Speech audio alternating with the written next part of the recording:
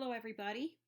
My name is Marie, and my presentation today is called Water and Urea Reabsorption at the Kidney. And our objectives today are for you to understand how the nephron, as the functioning unit in the kidney, reabsorbs water and urea.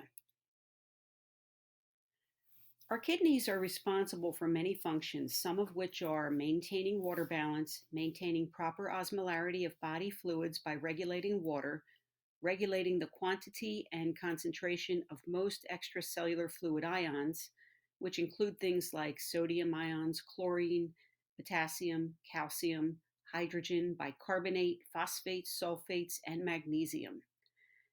Our kidneys maintain proper plasma volume and excreting end products like urea from the breakdown of proteins and uric acid from the breakdown of nucleic acids. The nephron, which you can see here on the left, there's one that's a little bit more complicated with the peritubular capillaries, and this one here on the right is a little bit stretched out without the capillaries, and I think a little bit easier to see. These are the nephrons, and if you understand the nephron, you understand the kidneys. Different areas of the nephron are responsible for different functions. As filtrate flows through these tubules, substances needed by the body are returned to the peritubular capillary plasma. So fluid will come in through here into the glomerulus, Bowman's capsule, and then this is the tubule that we'll be talking about today. And then the peritubular capillaries would be all around here, as you can see in this diagram. Reabsorption begins in the proximal tube, and this is where we are going to spend our time today in this presentation. So most of what I will talk about will be taking place right in here in this beginning part. Glomerular filtration is accomplished by passive physical forces. 20% of this volume coming in here of this plasma that enters the kidneys is converted into the glomerular filtrate. The selective movement of molecules from the lumen into the blood is called reabsorption, and that is R, as you can see in the diagram. The role of tubular reabsorption is to return to the blood essential materials for the body. The kidneys are constantly reabsorbing and secreting molecules so that the body keeps what it needs and then gets rid of and excretes what it doesn't. This material, once it's reabsorbed into the capillaries, is going to eventually make its way to the venous system, back to the heart, and then circulates throughout the body. Of the 125 milliliters of fluid filtered per minute, about 124 mils per minute is reabsorbed. 99% of the filtered water, 100% of the filtered sugar, 99.5% of the salt is reabsorbed, and all creatinine is excreted. And the filtrate is then in this lumen. Now, if we zoom in to the proximal tubule, we'll see that a lot of water is reabsorbed initially in the proximal tubule. 65% of the water coming through the tubule is reabsorbed. That is about 117 liters per day, passively being reabsorbed into the capillaries. And think about what 117 liters is. We all know what a 2-liter soda bottle looks like, so that's about 58.5 soda bottles of water. And just think for a minute how amazing that is. Special water channel proteins called aquaporins allow most of the water to flow through. And you can see the aquaporins here and here on the edges of these proximal tubular cells. It begins with sodium being excreted actively, and that means that ATP is used, and we can see an ATP right there. So sodium leaves the cell, and it goes first, and then water follows because a hypertonic environment is being created in these lateral spaces. Fluid now builds up in these spaces, increasing the hydrostatic pressure in these interstitial spaces. And now fluid builds up, and then it's going to have higher pressure here, and water will be pushed into the peritubular capillaries.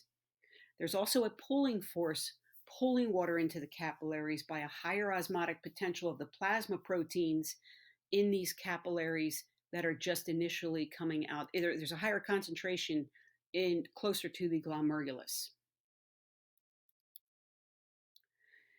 And aquaporins are very special proteins.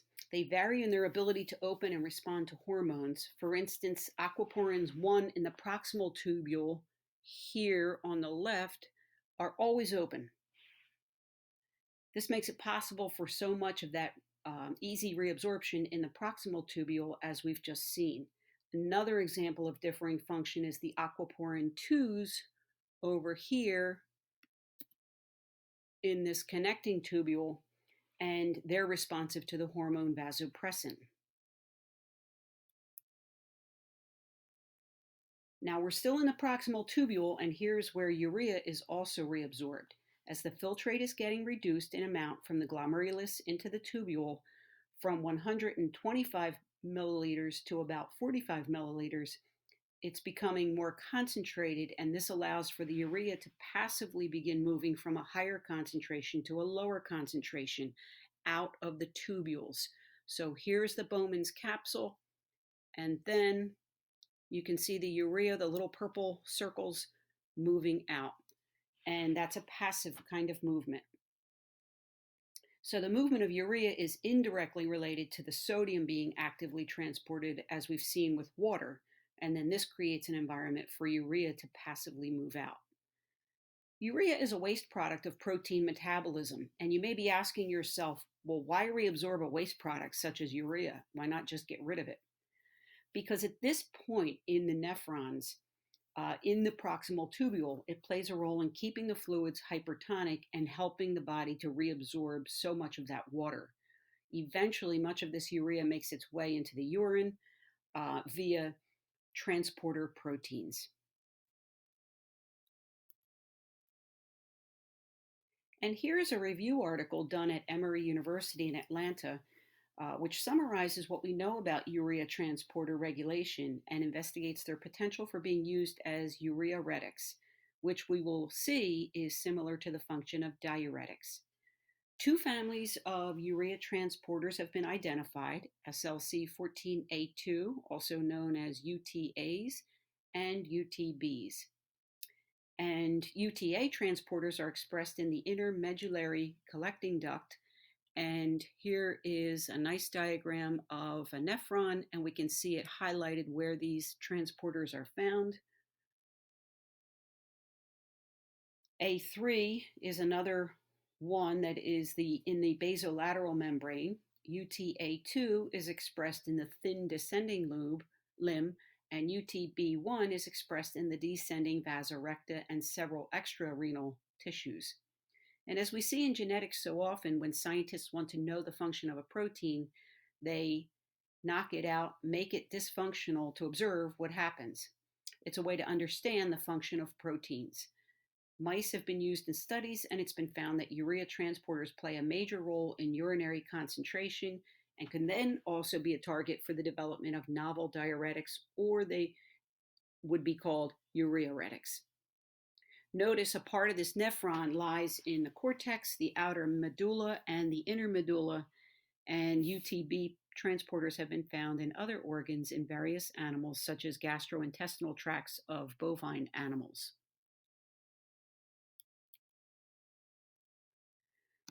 Scientists look for phosphorylation sites to locate where these proteins are. UTA1 is a glycoprotein with two forms.